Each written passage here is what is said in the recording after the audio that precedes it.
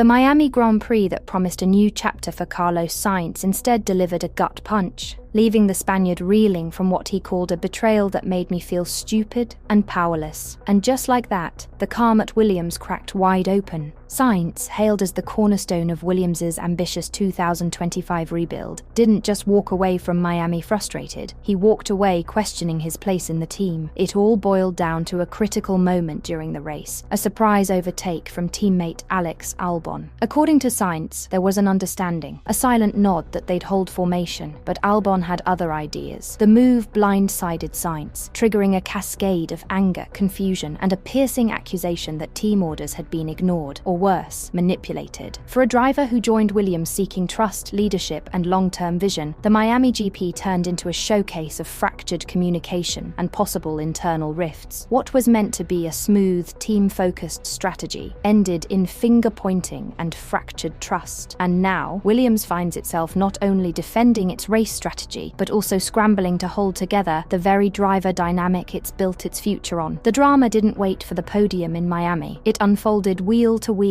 under the scorching Florida sun. For nearly half an hour, Carlos Sainz and Alex Albon engaged in a tense, high-stakes dance on the tarmac, balancing speed with strategy as they tried to fend off a flying Charles Leclerc in the Ferrari. But behind the scenes, the script was unraveling. According to Sainz, a clear message had been relayed over team radio before the battle even began. No fighting, conserve tyres, and focus on keeping the Ferrari behind. It was supposed to be a unified push, a tactical agreement between teammates. But what happened next shattered that fragile alliance. When I'm told on the radio that I'm not going to be attacked and that we're going to push together to avoid being overtaken, you always feel stupid and powerless as a driver, Sainz revealed after the race, his frustration barely hidden. It's not just about overtaking, it's about trust. I believed we were carrying out a plan together. While Sainz was trying to calm tensions, warning over the radio that fighting would only compromise both drivers' races. Let's work forward, guys. We're only hurting our race here. Albon made his move, bold, unannounced, and in Sainz's eyes a breach of the pact. What was supposed to be a tactical partnership to hold off faster cars turned into a civil war on wheels, one that may have long-term consequences for Williams. Because in Formula One, breaking team orders isn't just a racing move, it's a crack in the foundation of trust. If tensions were already simmering at Williams, the next few laps in Miami turned up the heat to full boil. What began as a coordinated strategy quickly collapsed into chaos, and Carlos Sainz was left feeling like the only one still following the plan. Behind the scenes, Alex Albon was growing increasingly impatient, convinced that Sainz was holding him up. He radioed in with a pointed message. "What's the point? We're just wasting time." It was a cry for action, a request to be unleashed. But crucially, that message was never passed on to Sainz. Still under the illusion that the no-attack order was in effect, Sainz radioed in, asking his teammate for a little help as the threat from behind intensified. His engineer assured him he has the information, but that, as it turns out, was only half true, and it cost Sainz dearly. Instead of receiving any update on team strategy, Albon was told about a water pressure issue and instructed to stay 1 second behind to manage cooling. His response, clear and defiant: "I'm going to overtake him." And just like that, he did. Caught completely off guard, Sainz erupted over the radio. "You told me he'd been informed." What followed was not an apology or an explanation, but a vague, almost patronizing message. Play smart, show some greatness. For Sainz, it wasn't just about position, it was about being left in the dark by the very people meant to have his back. Trust had been fractured, and the damage might not be as temporary as the water pressure problem. For Carlos Sainz, the sting of betrayal in Miami wasn't unfamiliar. It was all too reminiscent of Jeddah. The Spaniard didn't hold back when drawing the parallels. You play the good guy, like I did in Jeddah, and then you get overtaken and look completely stupid. The frustration wasn't just about the overtake, it was about a pattern